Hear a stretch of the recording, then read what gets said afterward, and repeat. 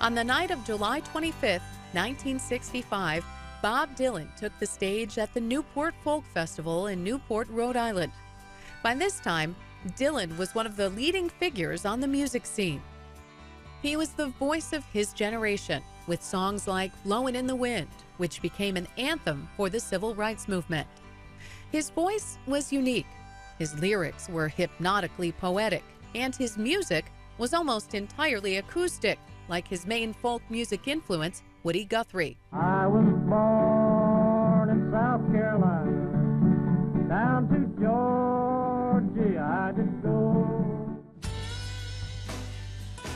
But Dylan was 24 in 1965, and like many 24-year-olds at the time, he had a keen interest in the electric sounds being produced by rock bands like the Beatles.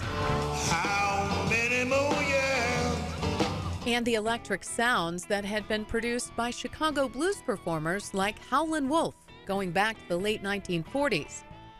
That influence first became apparent on his 1965 album, Bringing It All Back Home, which contained an electric, rock-influenced side.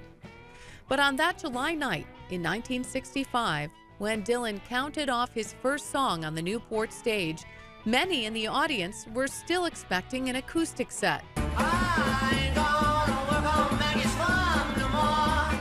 What they heard, however, was Dylan launching into a stunning electric blues version of his song, Maggie's Farm. His band, which included the Paul Butterfield Blues Band from Chicago, was also all electric. Many in the crowd of 100,000 were outraged. Some fans may have been upset because of the sound quality. Dylan's microphone sounded distorted, and many fans could not hear his lyrics. But there were shouts of "Judas" and "Bring back the old Dylan" from fans in the audience. Dylan only performed 3 songs and left the stage, coming back briefly to perform a few acoustic numbers. But Dylan kept performing electronically after Newport and continued to explore other genres. Meanwhile, folk rock became a popular music genre in the late 60s and 70s, partially due to Dylan's pioneering electric work.